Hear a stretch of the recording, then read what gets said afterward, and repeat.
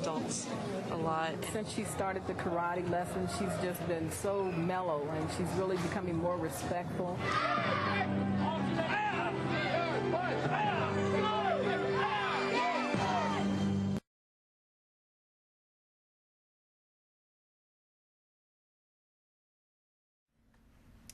All right, we're back, and we're talking about the book, What to Say When You Talk to Yourself. We're talking about the whole process of self-talk.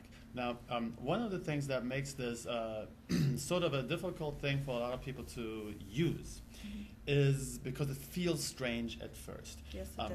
And this is not like, I think they used to have a comic skit on Saturday Night Live with this, and I forgot exactly how it went, but the whole idea of sitting in front of a mirror and telling yourself, people like me, people love me, I'm a worthwhile person. We're not talking about that.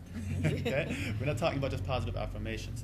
We're talking about actually telling yourself certain lines again and again and again and again until your subconscious soaks it up and takes it as a truth. That can be difficult because usually this is about making a change. Let's give a practical example. Let's say you are a smoker and you want to stop smoking. Okay? Well, don't tell yourself, I am going to stop smoking or I am going to quit smoking, because that just means you won't. Right, that's the future wish, right?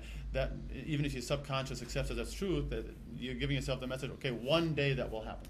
Yeah, I believe it needs to be always in the present. It needs to be in the present tense. So you actually have to tell yourself, I don't smoke.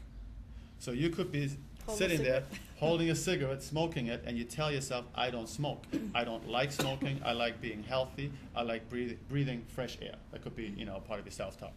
That is difficult for a person to get themselves to do because I feel kind of silly with that. Yeah. you feel silly, right? You feel like, okay, well, I'm lying to myself.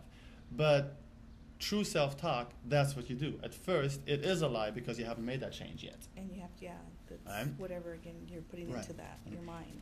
So, and that's what makes a lot of people feel a little strange about this, and so they don't do it because they go, well, I can't tell that to myself. That's not true. Well, it's not about it being accurate or not. It's about affecting your subconscious mind. So let's take a look. There's actually 5 different types of self-talk that most of us engage in. At least 4 of them most of us engage in. If you're really not doing well in your life, you might only be engaging in the 2 negative ones. But if we can have Katrina put up the first chart here there it is, and you see that there's actually on the side there is a black arrow pointing up saying negative, and there's a white arrow pointing down saying positive. There are 2 types of self-talk that are negative, and then the other 3 are positive. So the first one talks about negative acceptance. That's what a lot of people are guilty of doing. Exactly. It's characterized by statements like, I can't, I never do this right, or I always mess this up, right? That's when you're making it worse and worse and worse for yourself. In other words, you're really ingraining this into your subconscious. Yes, I am not going to fix this, right? Now, most people can easily see that that would be a bad thing to do, right? Now, the second level of self-talk is also still negative. This one is tricky. This is what we call recognition or the need to change. I need to do this and this, or I should do that and that. We kind of glanced on that earlier a little bit, right? Most people think that's a good thing to say. I should quit smoking. I should start exercising. But the problem is the end of that thought process is, but right now I'm not. Yes. Right? So it's the same thing as telling yourself continually, I don't exercise, or I'm a smoker. Right? You're making it worse, not better. Right? Now the third level of self-talk would be the decision to change. That is the first time, this is actually the first positive self-talk. Okay? So now you're telling yourself things like, I never do this, or I no longer, you could, for example, say, I never smoke. I no longer do anything self-destructive. Right? That's actually something that's going to be helpful to you. Okay? Then we go into the 4th level of self-talk, and that's usually considered the better you.